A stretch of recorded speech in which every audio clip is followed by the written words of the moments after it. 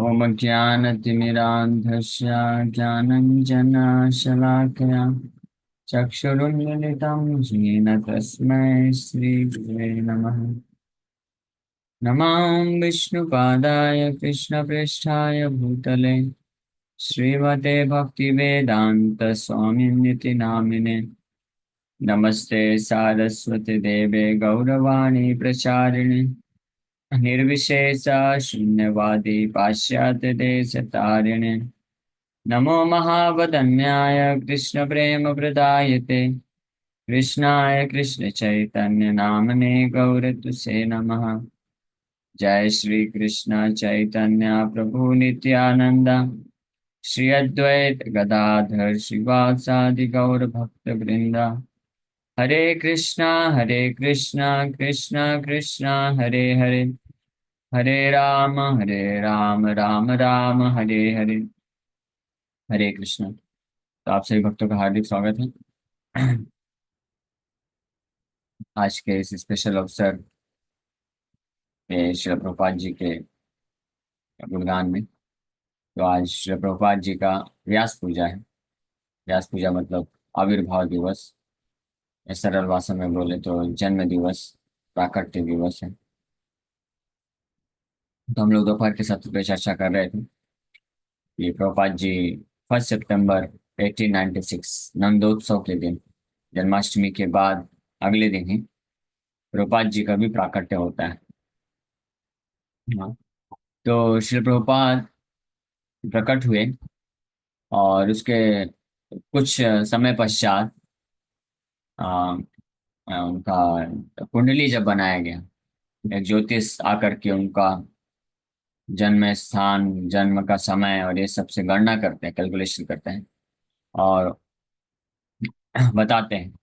तो बाकी सब तो बहुत अच्छा अच्छा बताए वो, कि बहुत बालक बहुत बुद्धिमान होगा, इसके अंदर सारे गुण होंगे, लीडर होगा और ये अपने माँ बाप के प्रति बहुत ही आज्ञाकारी रहेगा, समर्पित रहेगा, सेवा करेगा और भगवान का भक्त बनेगा।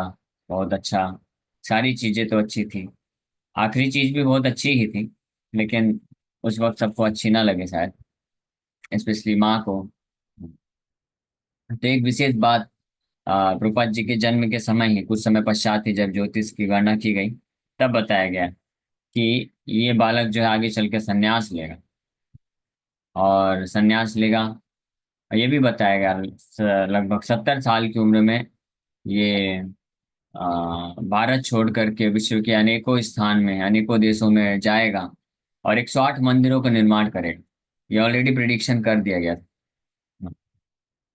तो सब लोग आश्चर्यचकित थे कि ऐसा कैसे भारत को छोड़ के जाएगा और 108 मंदिर बनाएगा, इतना महान वैष्णव बनेगा और संन्यास लेगा। तो ये अपने आप में एक आश्चर्य वाली चीज थी। लेकिन एनीवे जो भी था, सब लोग ये जानते थे कि कोई साधारण पुरुष नहीं है, जन्म लिया है। तो इसलिए गौर मोहन डे, उनके पिताजी, अपना एक बहुत रिस्पॉन्सिबिलिटी समझे, उत्तरदायित्व समझे कि ऐसे बालक को फिर बहुत अच्छे से पालन पोषण करना है। और वो भगवान को प्रार्थना करते थे और जो भी साधु लोग को इनवाइट करते थे, मैं बताया जैसे कि, तो सबसे वो यही आशीर्वाद की कामना करते थे कि उनका बालक अभय चरण डे राधा रानी का भक्त बने।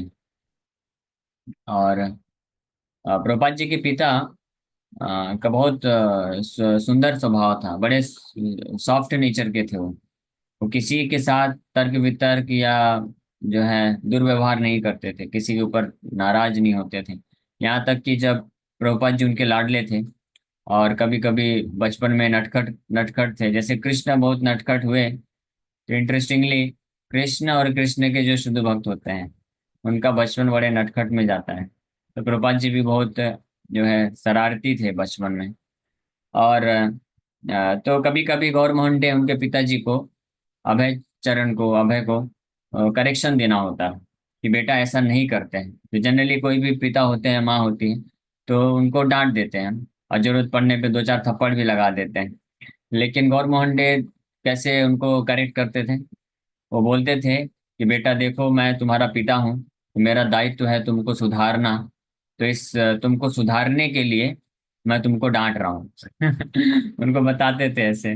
इसलिए बुरा मत मानना। कि मेरा दायित्व है पिता होने के नाते, मुझे तुमको सुधारना है।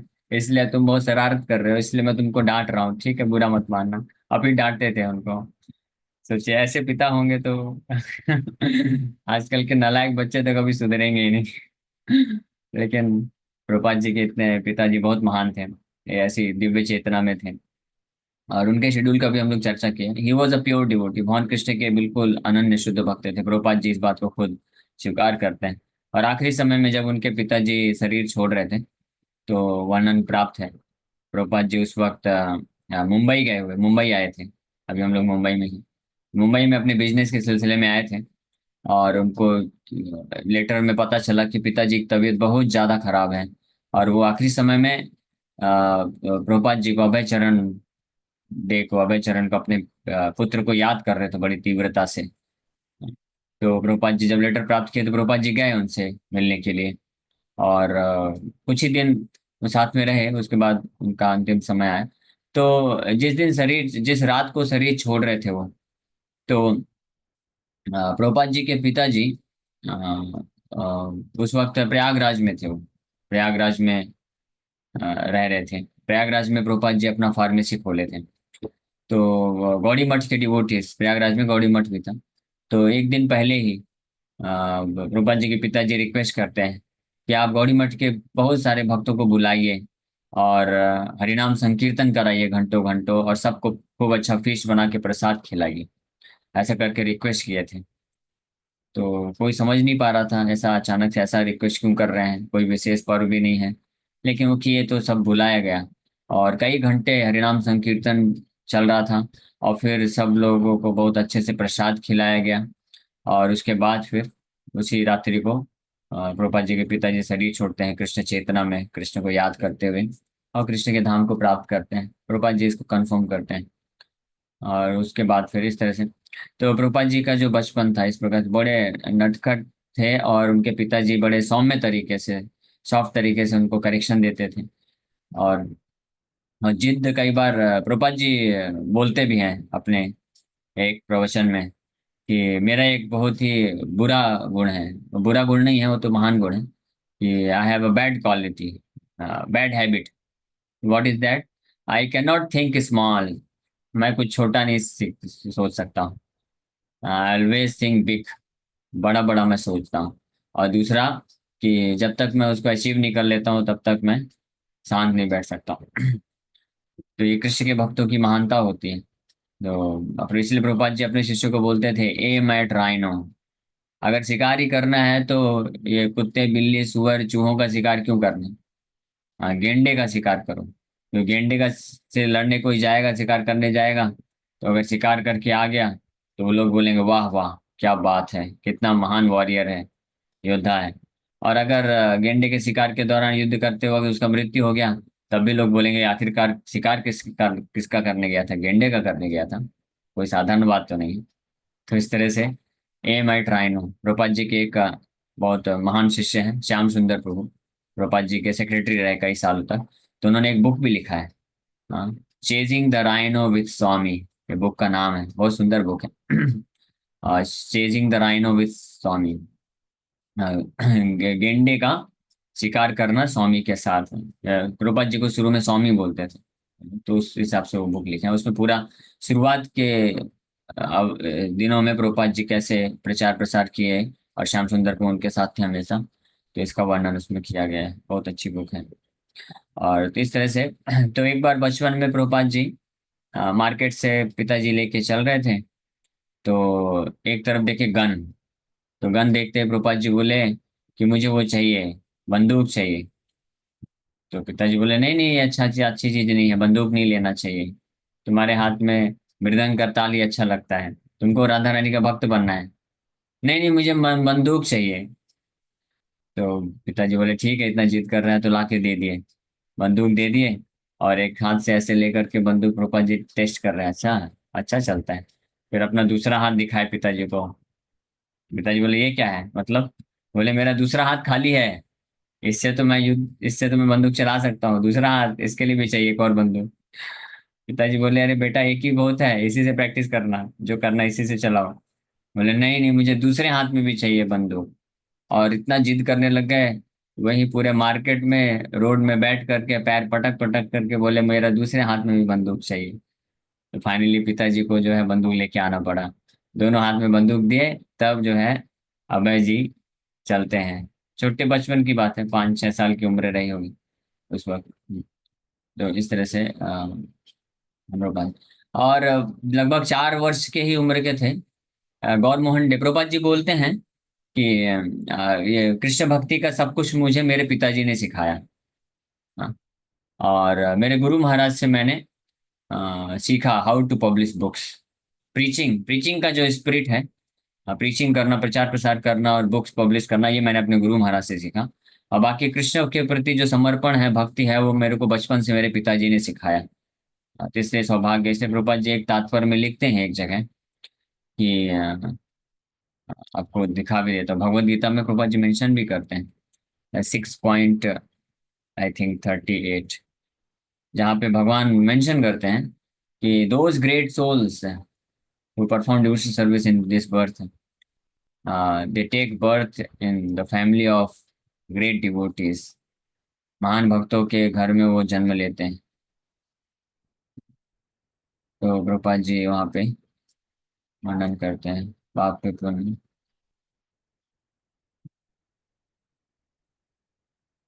अथवा 42 नंबर श्लोक, अथवा योगिनामेव कुले भवति धीमताम् एतद्धि दुर्लभतरं लोके जन्म यदीदृशम्। If unsuccessful after long practice of yoga, he takes his birth in a family of transcendentalists who are surely great in wisdom. Certainly such a birth is rare in this world. हाँ, यहाँ पे प्रभुपाद जी बताते हैं कि जो बहुत ही advance devotees होते हैं, वो अगले जन्म में ऐसे शुद्ध भक्तों के घर में जन्म लेते हैं। और फिर तात्पर्य में प्रभुपाद जी लिखते हैं अपने सौभाग्य के बारे में, भगवान की कृपा से कि उनको ऐसे महान पिताजी मिले जो शुद्ध वैष्णव थे, और उनका बारे में बताते हैं। आखिरी लाइन बस मैं पढ़ रहा हूँ। Fortunately both our spiritual master Om Vishnupad Shri Srimad Bhakti Siddhanta Saraswati Goswami Maharaj and our humble self had the opportunity to take birth in such families by the grace of the Lord, and both of us were trained in devotional service of the Lord from the very beginning of our lives. Later on, we met by the order of the transcendental system. कितना सुंदर चीज लिखे आखिरी line में।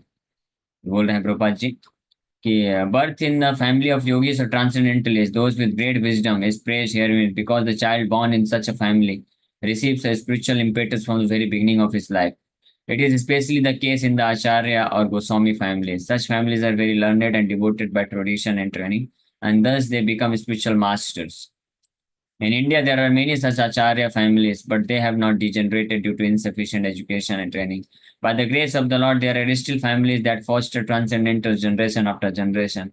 It is certainly very fortunate to take birth in such families. Fortunately, both our spiritual master, Om Vishnupad, Srimad Bhaktivedanta Saraswati Goswami Maharaj, and our humble self had the opportunity to take birth in such families by the grace of the Lord, and both of us were trained in the devotional service of the Lord from the very beginning of our lives. Later on, we met by the order of the transcendental system. रूपा जी बताते हैं जैसे महान आचार्य गोस्वामी जो है, गोस्वामी मतलब बस surname Goswami नहीं, गोस्वामी मतलब जो ऐसे गृहस्थ भक्त होते हैं जो पूर्ण रूप से इंद्रिय संयमित करके केवल धर्म के अनुसार जीवन यापन करते हैं और कृष्ण के लिए पूरी तरह से डिवोटेड हैं, कृष्ण की भक्ति में पूरी तरह से लगे हुए हैं। तो ऐसे गृहस्थ भक्तों की बहुत जरूरत है।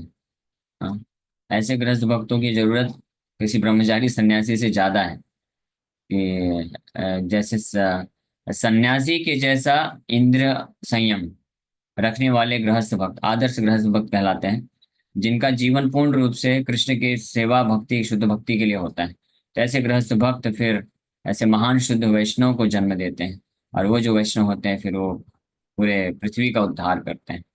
तो प्रभुपाद जी बता रहे हैं उनके उनके पिताजी उस कैटेगरी के भक्त थे, और भगवान की कृपा से उनको वहां पे जन्म मिला। और इस प्रकार से हाँ, हमारे एक महाराज हैं प्रभुपाद जी के महान शिष्य हिज होलीनेस जयपताका स्वामी महाराज। उनके पास कोई जो भक्त है जब जाता है, बोलता है विवाह करने के लिए परमिशन लेने के लिए, स्पेशली जो माता जी होती हैं अनमैरिड माता जी, तो उनको ये इंस्ट्रक्शन देते हैं कि बिकम एन आइडियल गृहस्थ लाइक भक्ति Vinod Thakur and produce ideal Brahmachari like शिला भक्ति सिद्धांत सरस्वती ठाकुर। तो भक्ति विनोद ठाकुर के जैसे आइडियल आदर्श गृहस्थ बनो, कृष्ण के लिए ही पूरी तरह से जीवन को समर्पित। आप घर गृहस्थी जॉब धंधा ये सब कर करो, लेकिन केवल और केवल कृष्ण की भक्ति में आगे बढ़ने के लिए नियमों का अच्छे से स्ट्रिक्टली स्ट्रिक्टली आप पालन करो, कृष्ण चेतना में रहो। और इस प्रकार से आप श्रीला भक्ति सरस्वती ठाकुर जैसे शुद्ध नैष्ठिक ब्रह्मचारी पुत्रों को जन्म दो, जो कि इस कृष्ण कौन से कृष्ण भक्ति का प्रचार प्रसार पूरे विश्व में करने में सहायक बनेंगे। तो इस प्रकार से वो आदेश देते हैं। और एक्चुअली इट्स पॉसिबल, ये संभव है। अगर कोई अच्छे से नियम कृष्ण भक्ति के अच्छे से नियम का पालन करता है, तो वो बहुत आसानी से ये इस स्थिति को प्राप्त कर सकता है। इसीलिए इस्कॉन का जो प्रचार है, अभी इस्कॉन प्रचार तो कर रहा है, लेकिन वास्तव में देखा जाए तो अभी बहुत कम प्रचार है। 1%, हार्डली 1% लोग ही जो है कनेक्टेड हैं इस शुद्ध कृष्ण भक्ति से। काफी आप जाइए कितने कितने गांव नगरों में, हाँ, जो थर्ड क्लास प्रोडक्ट बेच लोग दे रहे हैं इन द नेम ऑफ धर्म, in the name of religion. लोग जो है धोखा दे करके केवल जो है धर्म परिवर्तन कराते हैं और कुछ नहीं देते हैं। घर भगवान के बारे में भक्ति तो दूर की बात है, भगवान के बारे में ही पता भी नहीं है तो बताएंगे क्या। ऐसे लोग जो है गांव गांव में घुस घुस कर करके लोगों को जो है भ्रमित कर रहे हैं और उनके पाप धर्म के नाम पे पाप करा रहे हैं। हाँ। तो ऐसी स्थिति में ये बहुत जरूरी है कि जो इस्कॉन के भक्त हैं वो एक ऐसे आइडियल स्टैंडर्ड को प्राप्त करें, गृहस्थ भक्त स्पेशली, ताकि जब वो ऐसी संतानों को उत्पन्न करेंगे जो महान शुद्ध भक्त होंगे, तो उनके प्रभाव से पूरे पृथ्वी में नगर आदि ग्राम जो चैतन्य महाप्रभु प्रिडिक्शन किए हैं वो कैसे संभव होगा। ऐसे कुछ 200-400 भक्तों के द्वारा नहीं संभव होने वाला है। उसके लिए कई ऐसे स्टैंडर्ड आदर्श भक्त चाहिए जो कि ऑल ओवर वर्ल्ड में ट्रैवल करके और प्रचार प्रसार कर सके, नगर नगर गांव गांव में जा करके। केवल भारतवर्ष हुआ में ही लगभग 5 लाख गांव है बताते हैं, 5 लाख गांव। तो एक एक गांव में कम से कम एक एक शुद्ध भक्त होना चाहिए, जो एक एक उस गांव को एक सेंटर को बना करके और सारे गांव वालों को, हजारों की संख्या में गांव वाले होते हैं, उन सबको भक्ति में आगे बढ़ा सके। तो कम से कम 5 लाख शुद्ध भक्तों की आवश्यकता है। हाँ।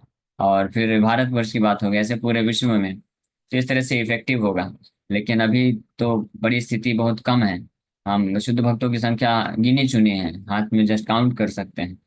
तो उनके साथ इतना कैसे लोग संग प्राप्त कर सकते हैं।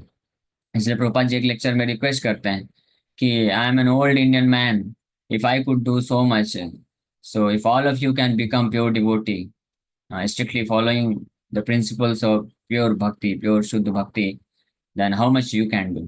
इससे प्रभुपाद जी की विनम्रता है। प्रभुपाद जी ने जो किया एक्चुअली में वो ऐतिहासिक है। ऐतिहासिक का मतलब होता है वो इतिहास बन चुका है।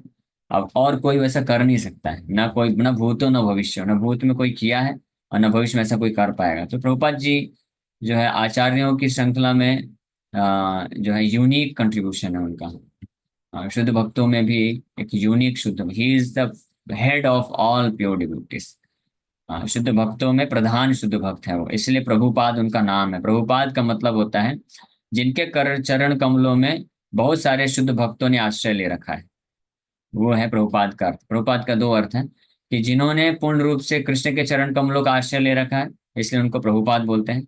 और दूसरा अर्थ है कि जिनके चरण कमलों में बहुत सारे शुद्ध भक्त लोग आश्रय ले रखे हैं, इसलिए उनका नाम प्रभुपाद है। तो Prabhupada contribution is unique, but out of humility Prabhupada ji विनम्रता के कारण बोलते हैं कि अगर मैं एक साधारण भारतीय, वृद्ध भारतीय अगर इतना कुछ कर पाया, तो आप लोग कितना कर सकते हैं। एक इंडियन असेंबली में ऐसे एड्रेस करते हुए उनको रिक्वेस्ट करते हैं कि instead of becoming absorbed in western consciousness, पाश्चात्य चेतना में अपने आप को आवेशित करने से अच्छा है आप अपने भारत की संस्कृति को समझिए और शुद्ध भक्ति के सिद्धांतों का पालन करके प्रचार प्रसार करिए पूरे विश्व में जाकर के। भारत वो चीज दे सकता है और every Indian should do this, ऐसा प्रभुपाद जी रिक्वेस्ट करते हैं। और प्रभुपाद जी बताते हैं कि ये जितने भी वर्ल्ड वॉर हो रहे थे उस वक्त हुए, 1918, फिर 45, 39, 45 से ये वर्ल्ड वॉर हुआ। उसके बाद भी बहुत सारे वॉर एक के बाद एक चलते ही आ रहे हैं। वर्ल्ड वॉर, विश्व युद्ध कभी खत्म नहीं हुआ है। हाँ, विश्व युद्ध होने के बाद लोगों ने यूनाइटेड नेशन ये सब तो बना दिया इस उद्देश्य से कि हम पीसफुली सब कुछ सेटल करेंगे, युद्ध ना करना पड़े। सब लोग जिसको दो देशों के बीच में अगर कुछ असमंजस है, समस्या है, तो बैठ करके मीटिंग करके हम समस्या सॉल्व करेंगे, युद्ध ना करना पड़े। लेकिन उसका कोई फायदा नहीं हुआ। उसके बाद भी आप देखिए, लगातार सेकेंड वर्ल्ड वॉर के बाद भी 50s में, 60s में, 70s में, 90s में एक के बाद एक के बाद एक के बाद युद्ध होते ही जा रहे हैं। और अभी भी हो ही रहा है, चल रहा है, और ये कभी रुकने नहीं वाला है, चलता ही रहेगा जब तक पूरा विश्व जो है कृष्ण भावनाभावित नहीं हो जाता। ये पॉसिबल नहीं। प्रभुपाद जिसको बोलते हैं कि what we can expect if we put 10 dogs in a room for meeting, what can we expect. अगर 10 कुत्तों को हम एक रूम के अंदर बैठा करके कॉन्फ्रेंस माहौल में मीटिंग करवाएं कि चलो आप लोग मीटिंग करो, आप 10 कुत्ते हैं, इस क्षेत्र में 10 रोड हैं, तो आप मैनेज करो पीसफुली, शांतिपूर्वक आप लोग डिसाइड करो कि कौन किस समय किस रोड पे जा सकता है, इसके रोड में नहीं जाना है, ये करना है। तो आप क्या एक्सपेक्ट करेंगे, कुत्ते लोग क्या ऐसे करके कर पाएंगे? वो तो भोंकते ही रहेंगे ना, वो मीटिंग हॉल के अंदर ही बैठ के खा डालेंगे एक दूसरे को। तो इस प्रकार से यही स्थिति है। विदाउट कृष्णा कॉन्शियसनेस, वो जो सो कॉल्ड पीस कॉन्फ्रेंस है, मीटिंग्स हैं, it's all of no use, कोई फायदे का नहीं है। आप देख सकते हैं 1945 के बाद से लेकर के ऑलमोस्ट कितने साल हो गए, लगभग 80 साल हो गए। हाँ, लेकिन फिर भी एक के बाद इतने सारे युद्ध होते ही जा रहे हैं, कोई खास फायदा नहीं है। तो इसलिए प्रभुपाद जी ये बोलते थे कि, लेकिन प्रभुपाद जी इसको बोलते थे कि ये जो विश्व की अशांति है, पूरे विश्व में इतना अशांति है, इतना सब तहलका मचा हुआ है, इसका कारण, इसके जिम्मेदार कौन है? इसका जिम्मेदार भारत है। प्रभुपाद जी बोलते थे, भारतीय लोग को एड्रेस करते हुए उनको बोलते हैं कि इसके जिम्मेदार हम सब हैं। क्यों? Because India has failed in her duty to spread this most sublime message of Krishna consciousness. That's why, because of want of this Krishna bhakti, people all over the world are suffering and they are unpeaceful and they are fighting with each other। रूपा जी बताते हैं क्योंकि भारत जो है अपने जो दायित्व है, कृष्ण भक्ति का प्रचार का जो दायित्व है, उसको भूल चुका है। इरिस्पॉन्सिबिलिटी हो गई। इसके कारण पूरे विश्व भर में जितने भी सैकड़ों देश हैं, सब में अशांति आ चुकी है और सब लोग एक दूसरे को मार काट रहे हैं। तो हम लोग उनको देश दोष नहीं दे सकते हैं। वो तो ऑलरेडी माया में है, उनके पास तो ज्ञान है नहीं, कोई ऐसा शास्त्र नहीं, उनके पास जो शास्त्र भी है वो भी कंप्लीट नॉलेज नहीं है धर्म के बारे में, भगवान के बारे में, कुछ बेसिक अंडरस्टैंडिंग बस है। और उस बेसिक अंडरस्टैंडिंग को भी जो जो वहाँ पे है, तो लोगों ने, जो एजुकेटेड लोग हैं वहाँ के, वो रिजेक्ट कर चुके हैं। वो लोग, क्योंकि उतना लॉजिकल और साइंटिफिक प्रेजेंटेशन नहीं है जैसे बाइबल है और ये सब चीजें। बाइबल में जस्ट ये लिखा हुआ है, God thought let there be creation, so there was creation. तो कौन साइंटिफिक स्टूडेंट को एक्सेप्ट कर पाएगा? हाँ। लेकिन अगर जो भागवत फिलोसफी समझेगा, वेदांत फिलोसफी समझेगा, तो जानेगा कितना साइंटिफिक है, वैज्ञानिक है ये, तब उसको स्वीकार कर पाएगा। तो इसलिए हम उनको दोष नहीं दे सकते हैं। दोष हमारा है कि हम फेल हो गए। इसीलिए शिला भक्ति सरस्वती ठाकुर बहुत फॉर्मली रिक्वेस्ट करते थे, और अपने केवल प्रभुपाद जी को ही नहीं, अपने सभी कई शिष्यों को, जो भी एजुकेटेड, अच्छे से एजुकेटेड शिष्य थे, तो उन सबको बोलते थे कि आप जाओ। और भेजे भी थे, लंदन में भेजे थे अपने कुछ सन्यासी शिष्यों को, बट वो उतना सक्सेसफुल नहीं हो पाया। लेकिन और प्रभुपाद जी को भी जब मिले तो प्रभुपाद जी को भी रिक्वेस्ट की, और प्रभुपाद जी लेकिन इसको बड़े हृदय में गंभीरता से ले लिए, और पूरा उनको श्रद्धा था, और इसलिए वो सक्सेसफुल हो गए। एक बार प्रभुपाद जी जब कलकत्ता में रहते थे, तो उनका घर था, और घर के ऊपर फर्स्ट फ्लोर था, तो 2 फ्लोर में उनका घर था। तो फर्स्ट फ्लोर में वो अपनी फैमिली के साथ रहते थे, और फर्स्ट फ्लोर जो है खाली पड़ा हुआ था। तो गौड़ी मठ के भक्तों ने रिक्वेस्ट किया प्रभुपाद जी को कि आपका जो है फर्स्ट फ्लोर, वो आप दे दीजिए, हम उसको एक ऐसे क्लासेस करने के लिए, संस्कृत क्लासेस करने के लिए हम इस्तेमाल करेंगे। तो प्रभुपाद जी बड़े खुशी पूर्वक उनको दे दिए, और वो वहाँ पे आते थे रेगुलर, और गौड़ी मठ के ब्रह्मचारी और कुछ भक्तों को के लिए वहाँ पे क्लासेस करते थे संस्कृत का। तो ऐसे ही एक बार जो है प्रभुपाद जी ग्राउंड फ्लोर और फर्स्ट फ्लोर के सीढ़ियों के पास बैठ करके जप कर रहे थे, और जो शास्त्री मतलब जो एक भक्तिनाथ महाराज जी के शिष्य जो लेक्चर देते थे, तो वो आए, और वो प्रभुपाद जी को बोलते हैं कि आज मैंने प्रवचन में चर्चा किया कि चैतन्य महाप्रभु ने जो प्रिडिक्शन किया है, पृथ्वी त्याचे यत नगर आदि ग्राम सर्वत्र प्रचार है मोर नाम, लेकिन मुझे खुद समझ में नहीं आ रहा है कि ये प्रिडिक्शन कैसे संभव हो सकता है। तो चैतन्य महाप्रभु ने इस श्लोक में प्रिडिक्शन किया, भविष्यवाणी किया कि पृथ्वी में जितने भी नगर और ग्राम हैं, हर जगह मेरे नाम का प्रचार होगा, हर जगह लोग हरे कृष्ण महामंत्र जप करेंगे। तो वो बोले कि लेकिन मुझे मुझे इसमें समझ में नहीं आ रहा ये कैसे हो सकता है, पॉसिबल हो भी पाएगा कि नहीं हो पाएगा। तो ऐसे वो बोल रहे थे। तो प्रभुपाद जी उस वक्त गृहस्थ हैं। प्रभुपाद जी उनको बोलते हैं कि any fool who has firm faith in the dust of lotus feet of our spiritual master Om Vishwapad Paramahamsa Srila Bhakti Saraswati Thakur can fulfil this prediction without any doubt. Prabhupada ji ऐसे बोलते हैं कि कोई भी मूर्ख शिष्य, श्रील भक्ति सरस्वती ठाकुर का कोई भी मूर्ख शिष्य होगा जिनको उनके चरण कमलों पे पूर्ण रूप से विश्वास है, तो वो इस भविष्यवाणी को पूरा करके दिखाएगा। तो प्रभुपाद जी इस प्रकार से इंडिकेट कर देते हैं, अपना प्रिडिक्शन करते हैं कि फ्यूचर में ये मैं करके दिखाऊंगा। क्योंकि प्रभुपाद जी को पूर्ण विश्वास था, श्री चैतन्य महाप्रभु की वाणी में पूर्ण विश्वास था, और श्रील भक्ति सरस्वती ठाकुर के जो वाणी है उसमें पूर्ण विश्वास था कि वो भेज रहे हैं। अगर वो बोल रहे हैं कि आप जाओ इंग्लिश भाषा में वेस्टर्न कंट्रीज में प्रचार करो without waiting for India to become independent, हाँ, स्वतंत्र होने का भी इंतजार करने की आवश्यकता नहीं है, you just go. It's an emergency, emergency situation है। हाँ, ये ऑलरेडी प्रभुपाद जी का तर्क वितर्क हुआ था पहले मीटिंग में, और प्रभुपाद जी को डिफीट कर दिए थे श्रीला भक्ति सरस्वती ठाकुर। तो प्रभुपाद जी पूरे उसके उस मीटिंग के बाद ही प्रभुपाद जी पूरी तरह से कन्विंस हो गए थे कि ये मैसेज जो है कृष्णा कॉन्शियसनेस का, ये निश्चित रूप में पूरे विश्व में इसका प्रचार होगा। और जब इसीलिए 70 साल, आप सोच सकते हैं ना कि 70 साल की उम्र में भी इतना रिस्क लेके प्रभुपाद जी जा रहे हैं, तो इसका मतलब कितना फर्म कन्विक्शन होगा उनको। मालूम था उन प्रभुपाद जी को कि मेरे गुरु महाराज ने आदेश दिया है, उनका भविष्यवाणी है और चैतन्य महाप्रभु का भविष्यवाणी है, तो निश्चित रूप में ये प्रचार तो संभव सफल होगा ही होगा, मुझे बस जाना है और प्रयास करना उनके ऊपर श्रद्धा रख करके। इसलिए जब फर्स्ट टाइम बॉस्टन यूएस में प्रभुपाद जी लैंड करते हैं, पहुंचते हैं 1965 में, तो बहुत सुंदर जो पोएम लिखते हैं उसमें ये मेंशन करते हैं, तार इच्छा बलवान।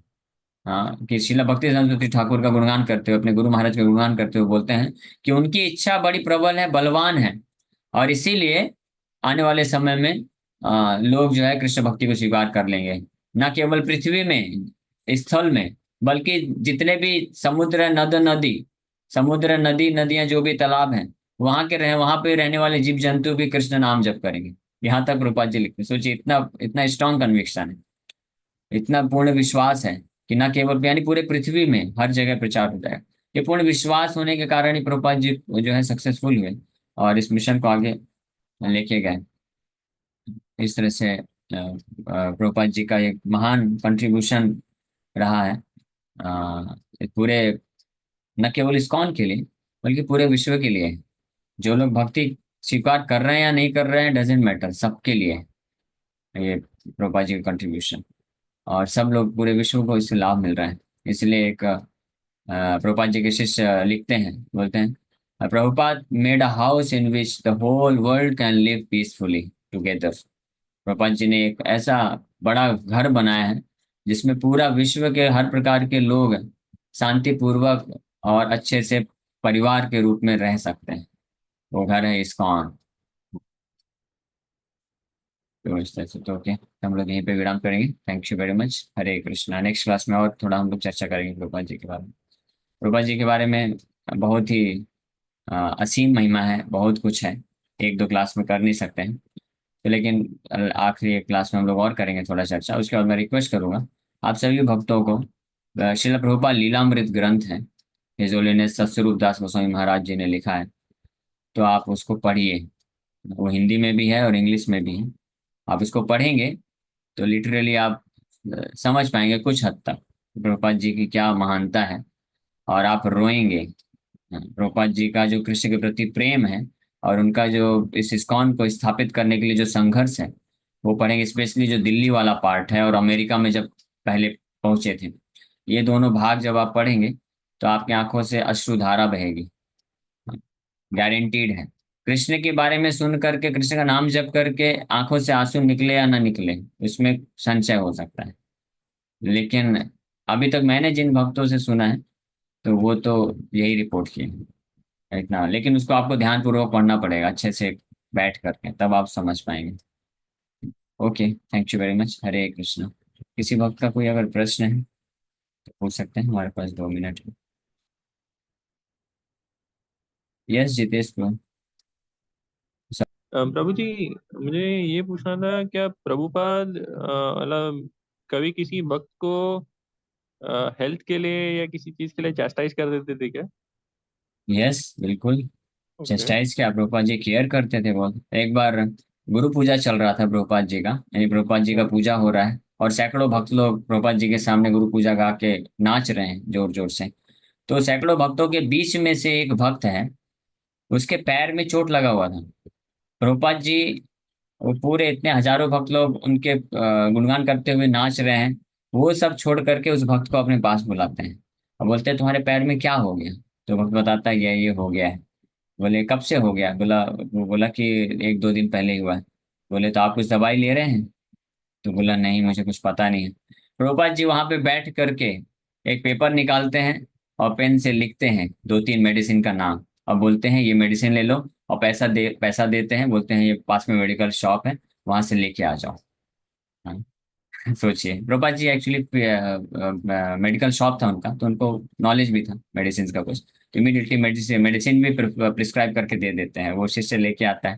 फिर वो भूल जाता है। प्रभुपाद जी पूछते हैं दवाई लिया, और पैसे रिटर्न जो बचे उसको रिटर्न कौन करेगा। पैसे भी रिटर्न कर लिए। प्रभु जी, तो इस तरह बट से ध्यान रखते थे। कुछ गुरु होते हैं जो हेल्थ के लिए चास्टाइज कर देते हैं और वो चीजें हो जाती है। मतलब चेस्टाइज भी अगर करते हैं तो भी उनके लाभ के लिए है, कैसे प्रभु ताकि जी? ध्यान रखें। अच्छा। कैसे मतलब? बट कई चीजें हो जाती है ना, फिर वैसे गड़बड़ा जाती है चीजें। Okay okay. नहीं नहीं, और प्रभुपाद जी ध्यान रखते थे अगर चेस्टाइज भी करते हैं तो उस भक्त के लाभ के लिए। ऐसे बहुत सारे उदाहरण। ओके। और प्रभु जी, एक प्रश्न था, दिल्ली की दुर्दशा काफी है और दिल्ली के लोगों के कारण सारे विश्व की दुर्दशा है। न केवल दिल्ली, पूरे भारतवर्ष की दुर्दशा काफी क्योंकि खराब है। वही फैल गए ना हर जगह पे। हाँ, लेकिन अभी दिल्ली का बहुत बड़ा सौभाग्य है, प्रभुपाद जी वहाँ पे मैक्सिमम डेज इस्कॉन एस्टेब्लिश करने के पहले रहे और वहाँ पे फर्स्ट कैंटो बिल्ड प्रिंट किए। तो इसीलिए प्रभुपाद जी की कृपा से और हमारे गुरु महाराज के पूर्ण रूप से समर्पण और सेवा के कारण दिल्ली में आज 18 मंदिर हैं। सोचिए, ठीक है। तो ये एक विशेष बात है और दिल्ली के भक्त बहुत समर्पित हैं, बहुत अच्छा भक्त बट सेवा बाकी करते सारे हैं। लोग तो भूल चुके हैं हर चीज। हाँ, तो हमारा जिम्मेदारी है, कुछ हमको भी करना पड़ेगा। एक बार प्रभुपाद बिल्कुल जी प्रभु से जी। एक इंटरव्यू में एक व्यक्ति बोलता है कि आप गरीबों के लिए क्या करते हैं, गरीबों के झुग्गी झोपड़ी में जा करके उनको आपको प्रचार करना चाहिए। प्रभुपाद जी बोलते हैं कि can't you see what I have done, why hmm. You only see what I could not do, so what हाँ, अबाउट हाँ, you, what you will do. बिल्कुल। हाँ। बिल्कुल प्रभु जी। so at least I have made the foundation। मैंने हाँ, एक हाँ, foundation बना दिया है, इस्कॉन संस्था बना दिया है। अब आप हाँ, आओ और आप हाँ, प्रचार हाँ, करो और हजारों बिल्कुल। करोड़ों लोगों को उद्धार करना है। Of course I am alone, बिल्कुल। सो आई एम हाँ, asking you to join and come. हाँ, तो आप भी क्या कर रहे हैं, आइए। हाँ, हाँ। हरे कृष्णा, ठीक है। धन्यवाद प्रणाम प्रभु हरे जी। कृष्णा। ओके, एक लास्ट क्वेश्चन है, माता जी पूछ रहे हैं प्रभुपाद बर्थडे हमने बताया 1 सितंबर 1896, तो आज क्या है। तो एक्चुअली ये जो बर्थडे कैलकुलेशन होता है ये इंग्लिश कैलेंडर के कारण नहीं होता है। जैसे बताया हमने कि प्रभुपाद जी का बर्थ जन्माष्टमी के अगले दिन नंदोत्सव के दिन हुआ है।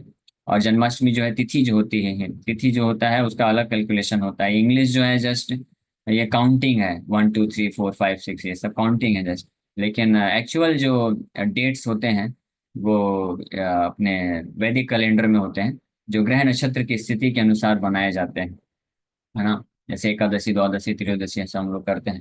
तो जन्माष्टमी कल था 26 को, तो इसलिए नेक्स्ट डे नंदोत्सव हुआ और वो प्रभुपाद जी का अपीयरेंस डे हुआ। Okay, Hare Krishna, thank you very much. यहीं पे हम लोग विराम करेंगे।